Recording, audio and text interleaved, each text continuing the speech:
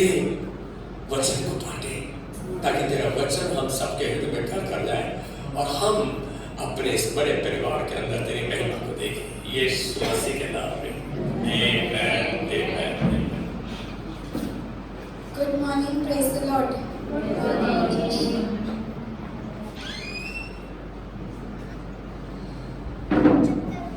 हमने पिछली बारी जब मैसेज के टाइम पे सीखा था तो हमने ये सीखा था कि कैसे हमारी जो सफलता है वो असफलता में ना बदले, और हमने डेविड और गोलियत की स्टोरी से कुछ चीज़ें सीखी थी। आइए हम प्रार्थना करेंगे और उसके बाद हम आज के वचन पे जाएंगे। आइए हम लोग सब अपने हाथ को जोड़ेंगे, सिर को झुकाएंगे। परमेश्वर धन्यवाद करते हैं इस समय के लिए, धन्यवाद करते हैं कि आपने हमें एक मौका दिया कि हम सब आपके भवन में आपके सम्मुख एकजुट होकर आपके वचन से सीखने वाले बने हैं। जो नहीं आ पाए परमेश्वर उनको आपके हाथों में सौंपते हैं। जो भी उनकी दिक्कत परेशानी है उसको आप बिल्कुल ठीक करें, उनको हील करें परमेश्वर, अगर उनकी तबीयत ठीक नहीं है।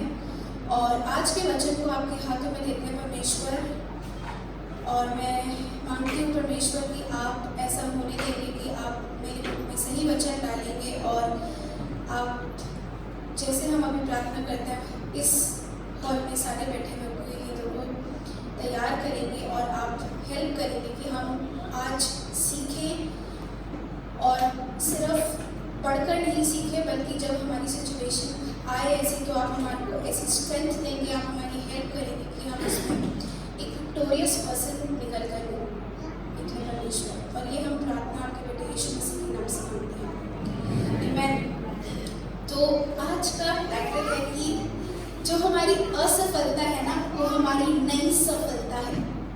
आई एम एक्साइटेड, मैं बहुत एक्साइटेड हूँ। एक्साइटेड क्या होता है, मैं बहुत नर्वस भी थी। 2:30 बज गए रात को और नींद नहीं आती, और सुबह नींद खुल नहीं रही थी, ये हालत हो रही। ठीक है, तो अच्छा मैं एक छोटी सी रिक्वेस्ट ही करना चाहती हूँ कि आप जब आते हैं चर्च में तो प्लीज़ आप अपनी बाइबल लेकर आया करें, फिजिकल बाइबल, फ़ोन में। ठीक है, ये मेरी एक रिक्वेस्ट है और सजेशन है, क्योंकि हम बाइबल खोलते हैं अपने फ़ोन में, कोई प्रॉब्लम नहीं है, बट हम फ़ोन से कहीं और चले जाते हैं बाइबल से, उसमें मुझे ऐसा लगता है प्रॉब्लम है। तो हम आधा घंटा, पौना घंटा, जितना भी टाइम हमारे पास यहाँ पर है हम वो परमेश्वर को दे सकते हैं। और उसके लिए हमारे पास हमारी अपनी बाइबल होनी चाहिए, और हाथ में पेन या पेंसिल ज़रूर होनी चाहिए, क्योंकि आपकी बाइबल आप उसे जितना गंदा करोगे आपको लगेगा हाँ मैंने पढ़ी है। ऐसे मैं अपने बच्चों को अकाउंट्स के लिए बताती हूँ कि अपनी बुक को गंदी करो ताकि जब आप खोलो तो लगे हाँ मैंने कुछ पढ़ा है। ठीक है,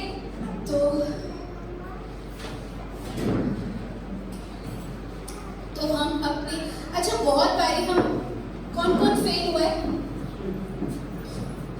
छोटा फेल, बड़ा फेल, बड़ा से बड़ा फेल, ऐसा फेल जो किसी ने नहीं देखा हो, वो है फेल। कैसे फेल हुआ?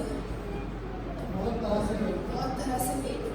कोई एग्जाम्पल देके बताओ, कोई भी दे सकता है एग्जाम्पल। स्कूल में कोई बात नहीं, सब्जेक्ट में ये फेल हुए,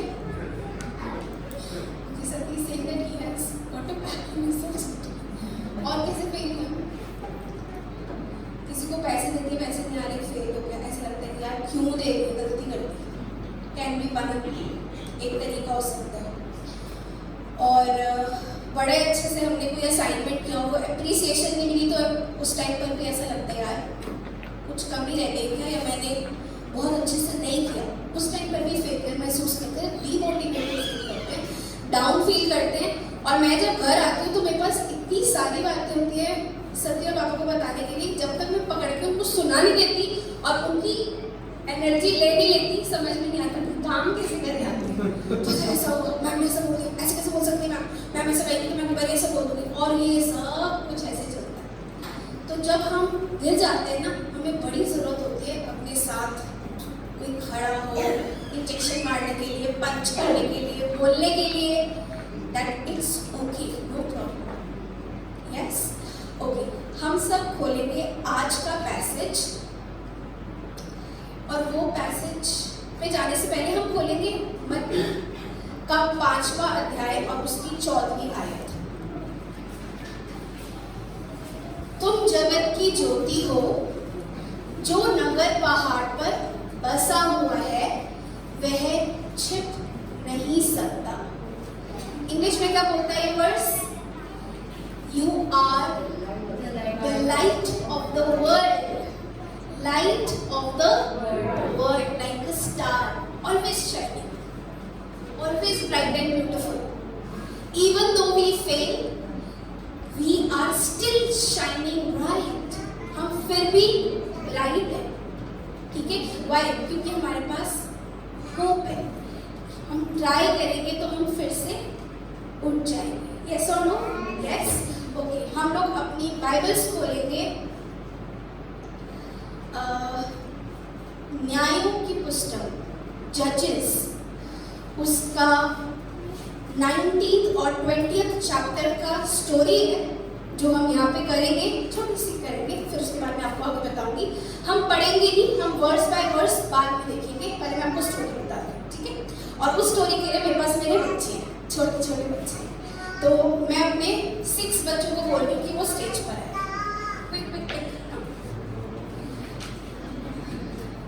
तो हमारे पास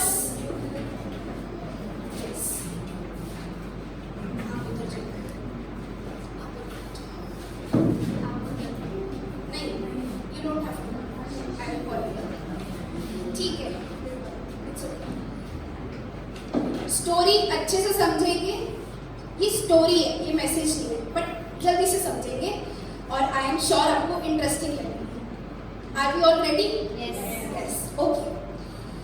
लेवाइट एक मैन होता है, लेवाई, और उसकी वाइफ नहीं होती, मतलब ये दोनों जाते हैं एक बेन्यामीन के घर में, ऐसी मजे करने जाते हैं, पार्टी करने जाते हैं दोनों। ये दोनों काम करें इसके घर में। ये कौन है?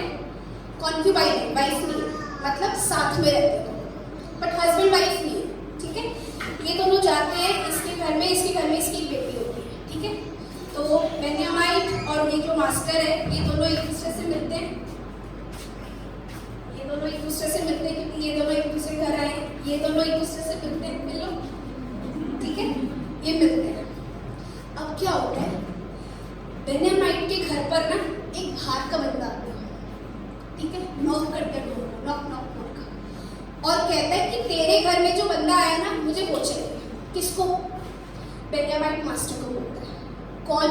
एक और बेन्यामीन कहते हैं कि अच्छा, जो बेन्यामीन होते हैं ना, ये वही क्रीड है जो सॉल, जो राजा होता है ना, वो इसी के आगे जाके राज्य में से निकलता है। इसको कौन चाहिए? लेवाई, गेस्ट।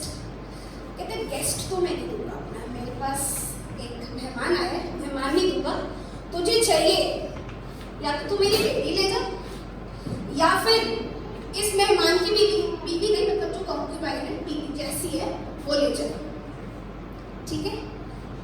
ये इसकी बेटी को छोड़ गया, ठीक है? समझ आ गई स्टोरी? और इसको लेकर चला गया। बेन्यामीन लेवाइट की कॉन्क्यूबाइन को लेके चला गया, ठीक है? कितनी बात समझ में आती है? ओके, आप जाओ,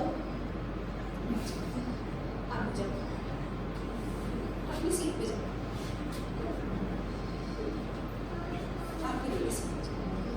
ठीक है? अब ये जो कॉन्क्यूबाइन होती है, इसके साथ गलत करते पूरी रात, ठीक है?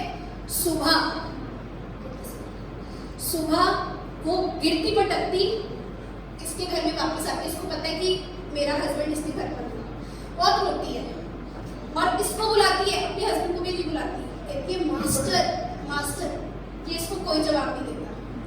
इसका हस्बैंड जो होता है वो बोलता है कि हम घर चलते हैं, चलो, घर लेके जाता है, ठीक है? अब आप दोनों जाओ, आप जाओ, दोनों ये खड़े, ये देख रहे हो तो पिक्चर्स आप, ये मतलब वो डॉक्टर पे लेके जाता है अपनी वाइफ को, क्योंकि उसकी वाइफ की हालत बहुत खराब होती है, गलत किया होता है उसके साथ में बोल। जैसे घर पहुंचता है ना, अपनी जो कॉन्क्यूबाइन होती है उसके 12 टुकड़े करता है। कितने टुकड़े करता है? 12। और वो 12 टुकड़े करके इजराइल की जो रीजन होता है ना, वहाँ पे हर इजराइल के लोग खौल जाते हैं, कहते हैं ये क्या हुआ तेरे साथ। तो पूरी स्टोरी बताता है कि यार मैं उनके घर गया था और ये जो मास्टर था ना, इसने मेरी मतलब इसको जिससे मैं प्यार करता हूँ और अपनी बेटी को आगे कर दिया, बेटी को तो वो छोड़ गए और मेरी बीवी के साथ देखो उसने क्या किया, मैंने मार दिया उसको। इजराइल के जो लोग होते हैं ना, वो बेंजामाइन की जो क्रीड होती है, राजा होता है, उनको बोलते हैं सुन भाई, हमें कोई लड़ाई नहीं करनी, तो ये दे दे हमें बस। बट वो कहता है ये दे दूँ, मैंने आधा क्या एक मैं किसी को भी नहीं दूंगा, तुमने लड़ाई करनी है लड़ाई कर लो। यहाँ से शुरू होती है एक ऐसी स्टोरी जिसमें इजराइलिट्स और बेन्यामाइन्स की लड़ाई होती है। स्टोरी समझ में आती है? इजराइलिट्स नहीं चाहते थे कि लड़ाई हो, बट जो लेवाइट था वो इनके पास तो गया नहीं हेल्प मांगने के लिए, बट उसको लगा कि ये गलत हुआ है, तो उसने हेल्प किससे मांगी? इजराइलिट से। और इजराइलिट्स ने बहुत पीसफुली कोशिश करी उस चीज को डील करने की, बट बात नहीं बनी। Is the story clear? Yes, thank you so much children. Story sad नहीं है, लग रही है, मतलब आगे बढ़ेंगे, ठीक है?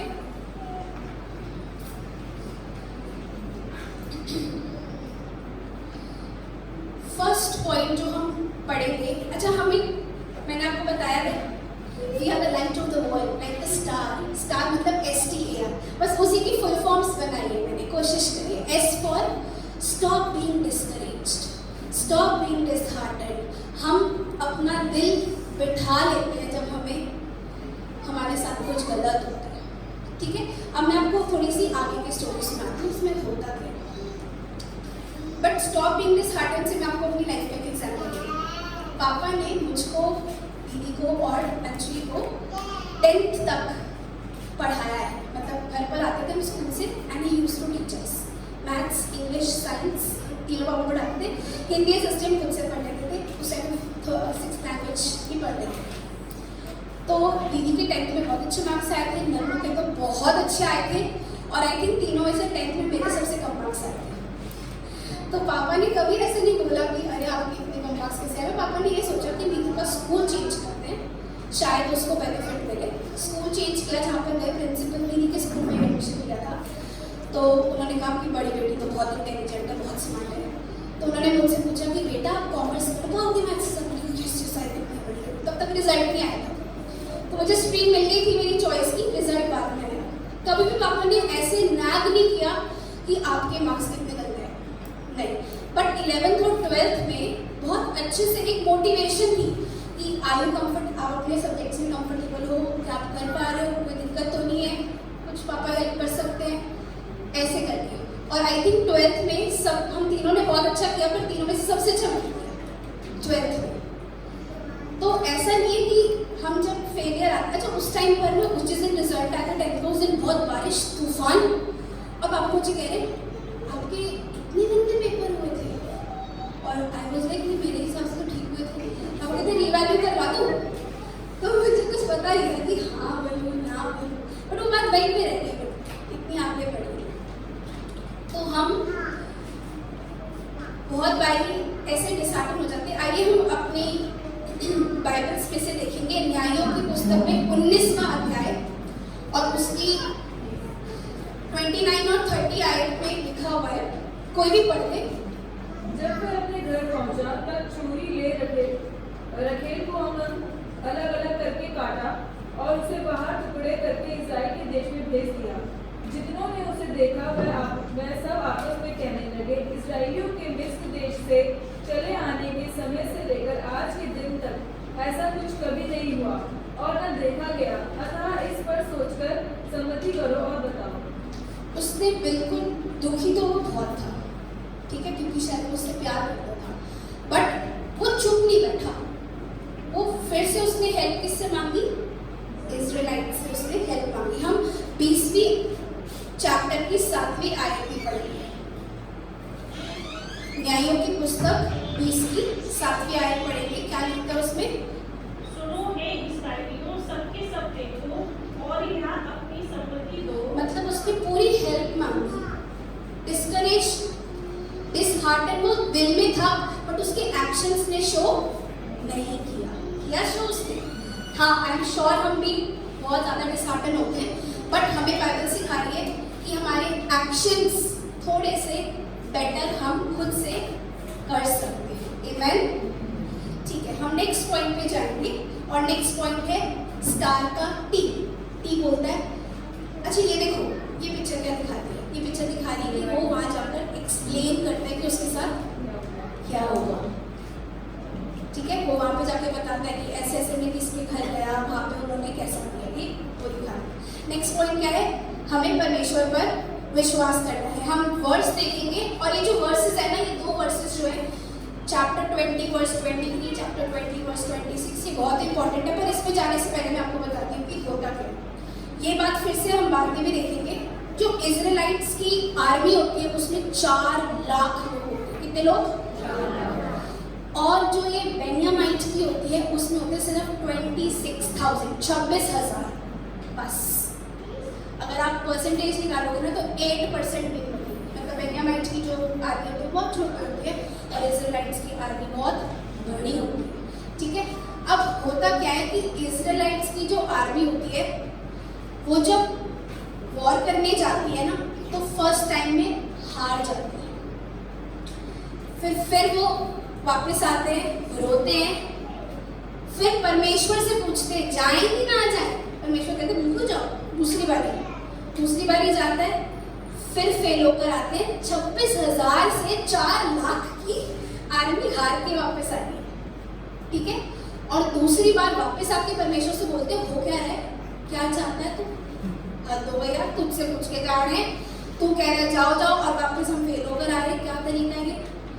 परमेश्वर उसके बाद फिर से सेकंड फेलियर के बाद प्रार्थना करते हैं, फास्ट करते हैं, ऑफरिंग देते हैं और अपनी स्ट्रेटजी चेंज करते हैं। तो स्ट्रेटजी है ना वो बहुत ही मस्त स्ट्रेटजी, अभी थोड़ी देर में उसको वापस पर आएंगे।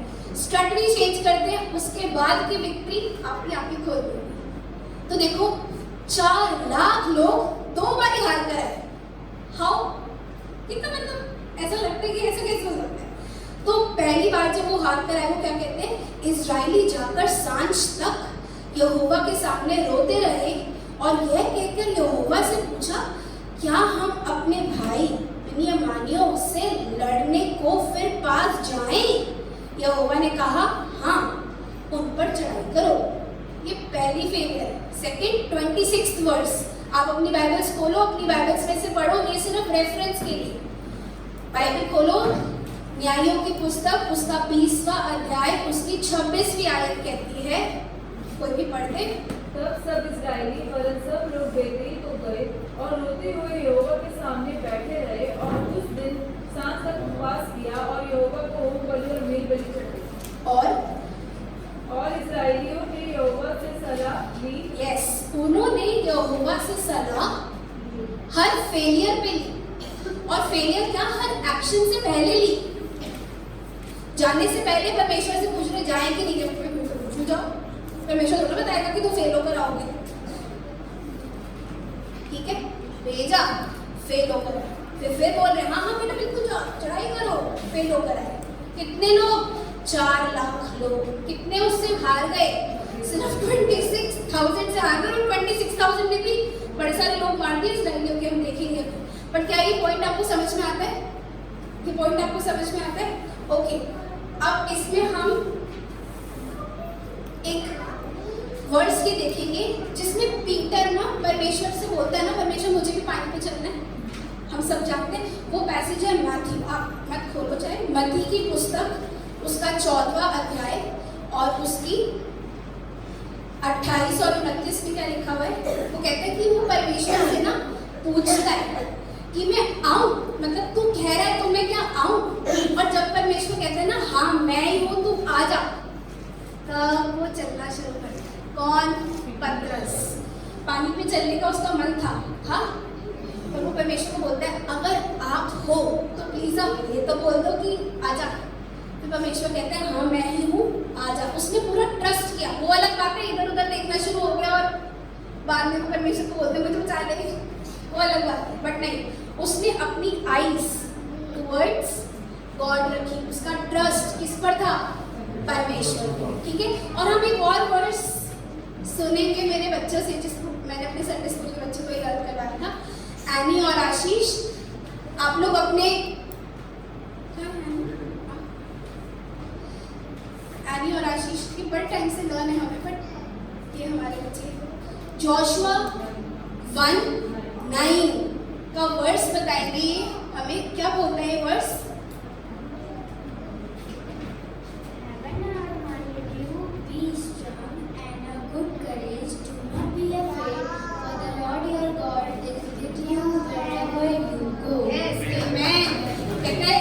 Wherever you go, I am going to be with you. Don't be afraid. ये थोड़े छोटे बच्चे थे इसमें। अदरवाइज पूरा वर्स ये है, Have I not commanded you? Be strong and of good courage. Do not be afraid nor be dismayed, for the Lord your God is with you.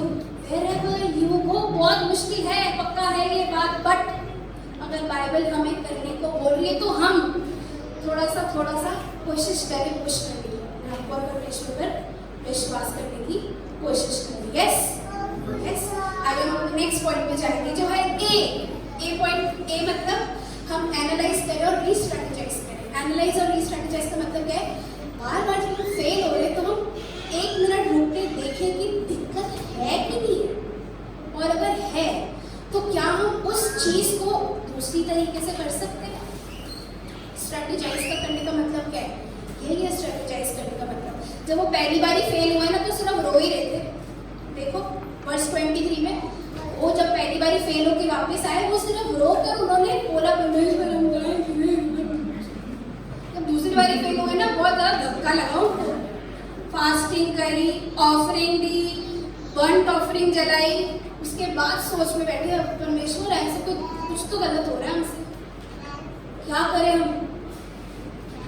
ये जो पॉइंट है ना, ये ऐसा टाइम ऐसा होएगी जिसमें अब हम चेक करेंगे कि इन्होंने क्या किया।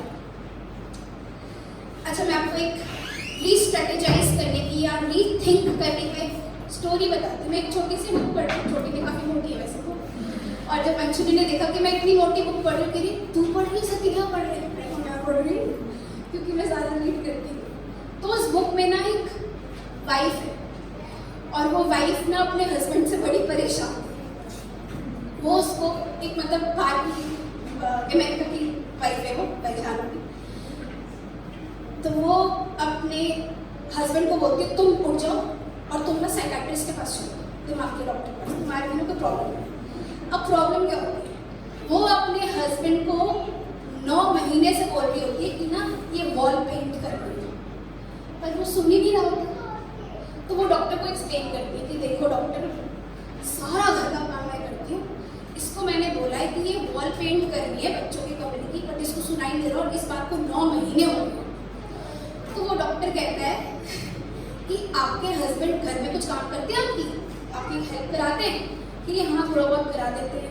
क्या हेल्प कराते हैं? कि थोड़ी बहुत गार्डनिंग कर देते हैं, और मतलब बहुत सारी लिस्ट, बड़ी सी लिस्ट होती है, किचन में भी हेल्प करा देते हैं।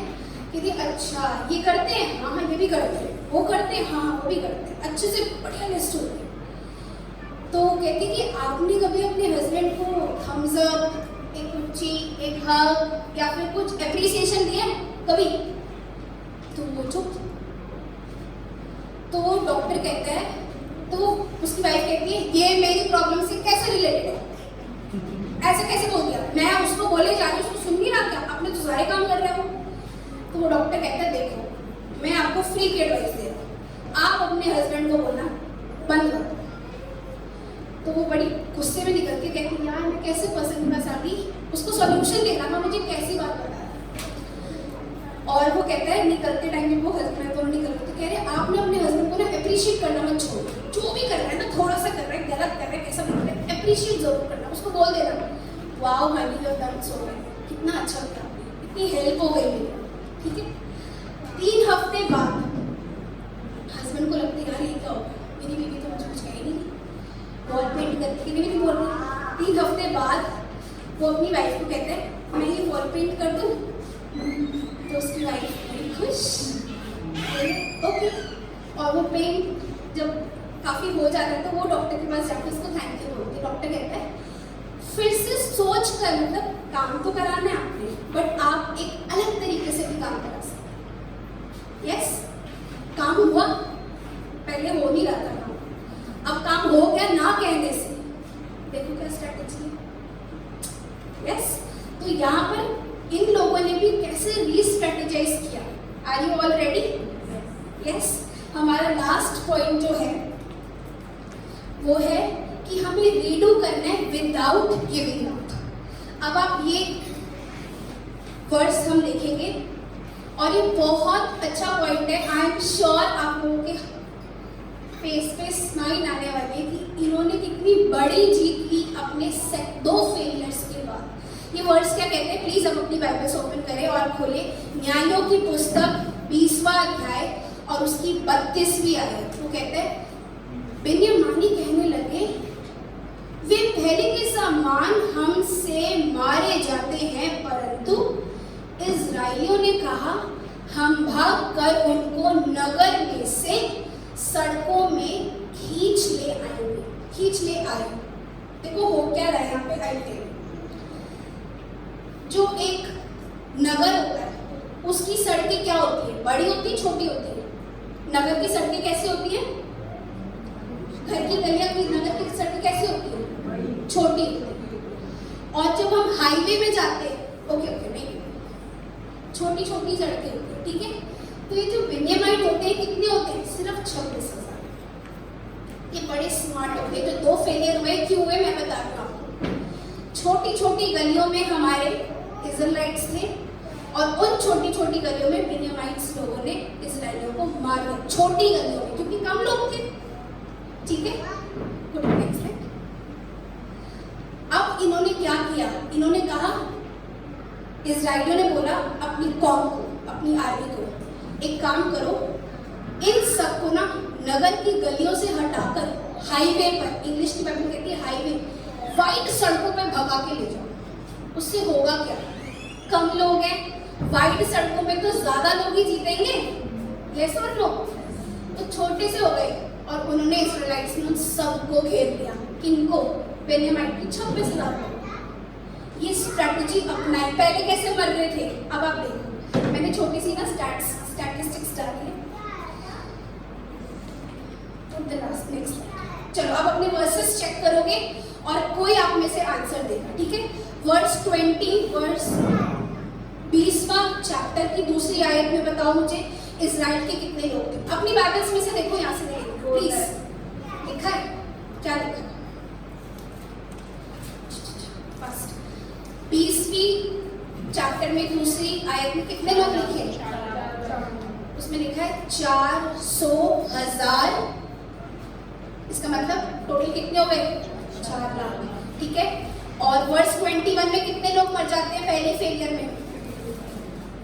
22,000 लिखा है। और 25वीं आयत में कितने लोग मरते हैं? लिखा है ऊपर से, 18,000, ठीक है। तो 4 लाख में से 22,000 पहले फेलियर में मर गए, दूसरे फेलियर में कितने मर गए? 18,000। कितने लोग रह गए? 3,60,000, ठीक है। चलो बेन्यामीन का देखो, 20वें अध्याय की 15वीं आयत बताओ, कितने लोग थे बेन्यामीन की आर्मी में? 26,000। और 35th आयत में कितने मर गए? 25,100 बंदा मर गया। कितने रह गए? सिर्फ 900। इसका मतलब 97% बेन्यामीन के लोग तीसरी बार में मारे गए। और इज़राइलिट्स को कितना शॉक लगा? सिर्फ 10% ऑफ द आर्मी गई उनकी बस। और थर्ड बारी हुआ क्या? उन्होंने बोला नगर से बंदा निकालो और कहाँ लेके जाओ? ऐसी जगह जहाँ पे हम उनको कुछ, इतने लोग के फायदा क्यों हमारे इतने लोगों को? समझ में आई स्टोरी? यस। तो हमें थोड़ा सा फेलियर हो रहा है, बड़ी मुश्किल है उठना, बट हम थोड़ा सा अपने आप को पुश करके अगर एक पॉजिटिव माइंडसेट से सोचेंगे तो आई एम श्योर अगर वो गॉड विल की हिसाब से अगर उसको प्रेयरफुली परस्यू करें, victory is going to be substantial. इतनी बड़ी विक्ट्री है, देखो दिख रही है। 4 लाख में से सिर्फ 40,000 बंदा गया और शायद थोड़ा और गया होगा थर्ड फेलियर में, क्योंकि थर्ड फेलियर में को बोलते हैं थर्ड व्यक्ति में कि थोड़े से बंदे हमारे मरते जा रहे हैं, फिर कोई बात नहीं, सारे बंदों को मरने का आमेन।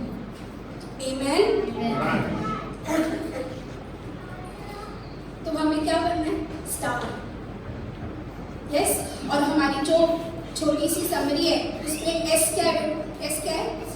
Stop being discouraged.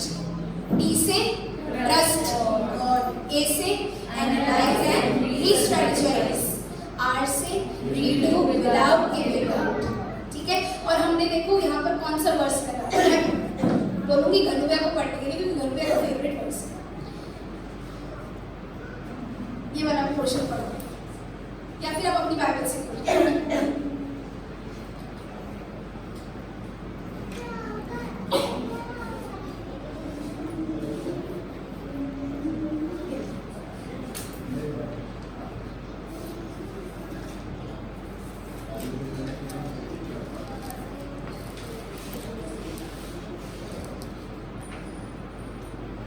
वह तुझे अपने पंखों की आड़ में ले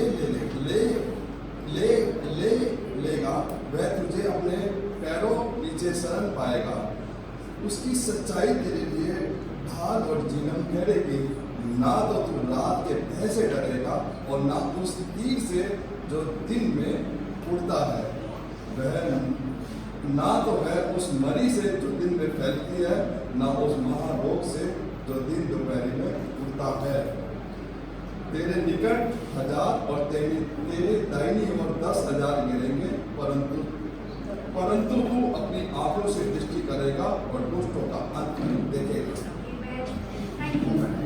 क्योंकि पैसे मुझे भी बहुत पसंद है, मैं पढ़ के कह रहे वह तुझे अपने पंखों की आड़ में ले लेगा।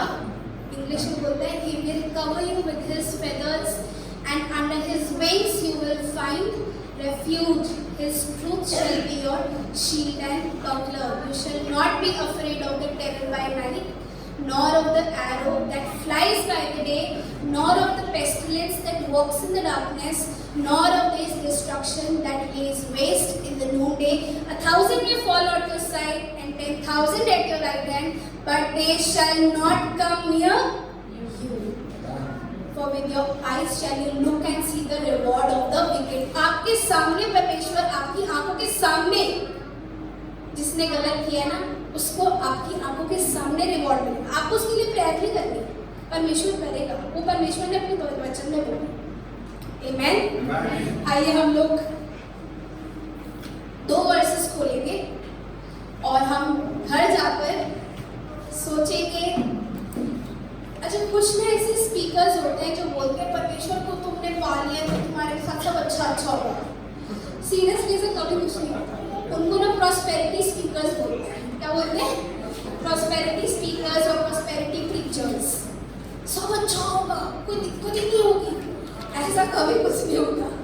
यस, अगर परमेश्वर हमारे साथ है तो हाँ, हम गिरते हैं, भटकते हैं, कोई ना कोई होता है हमारे साथ हमें उठाने के लिए, या फिर परमेश्वर हमें इतनी स्ट्रेंथ देता है कि हम खुद उठ के खड़े हो जाते हैं। ठीक है, तो एक हमारा वर्स है 2 कुरिन्थियन 4:8 से। प्लीज आप अपनी बाइबल से खोलो 2 कुरिन्थियन 4 उसका 8 से 9। अंश पढ़ो ये वर्स ऊपर। हम चारों ओर से कलेश तो भोगते हैं पर संकट में नहीं पड़ते, निरुपाय तो है पर निराश नहीं होते, सताए तो जाते हैं पर त्याग नहीं जाते, गिराए तो जाते हैं पर नष्ट नहीं होते।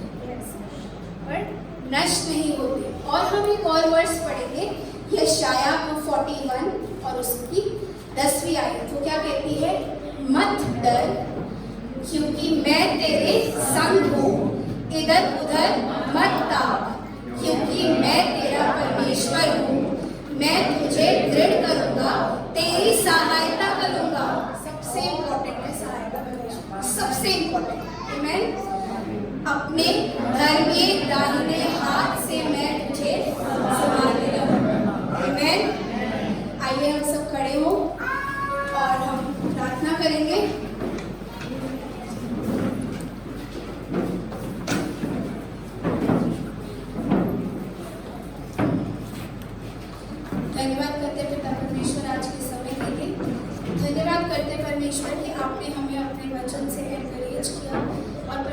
आज जैसे हमने आपके वचन से सीखा है, हम मांगते हैं परमेश्वर कि हम इसको सिर्फ थ्योरेटिकली ना समझें, बट आपकी स्ट्रेंथ मांगने वाले हों कि जब हम ऐसी किसी परिस्थिति में रहें तो परमेश्वर आपकी स्ट्रेंथ को मांगे और आपकी स्ट्रेंथ से फिर से उठकर गिव अप ना करके अपने हार्ट में अश्योरेंस रखें कि जो हमारी जीत है वो सिर्फ परमेश्वर की ओर से आती है। आज जैसे हम सबको सेफली चर्च लेकर आए हैं, परमेश्वर मांगते हैं कि अब हम सबको सेफली चर्च से लेकर भी जाए, और परमेश्वर अब हमें हमारे हार्ट्स ऐसे बनाए कि हम ड्यूरिंग द वीक भी आपके वचन को पे मनन कर सके, आपके वचन को खोलकर उसमें से पढ़ सके और परमेश्वर उठकर खड़े होने की सामर्थ आपसे पा सके। ये हम प्रार्थना आपका बेटा यीशु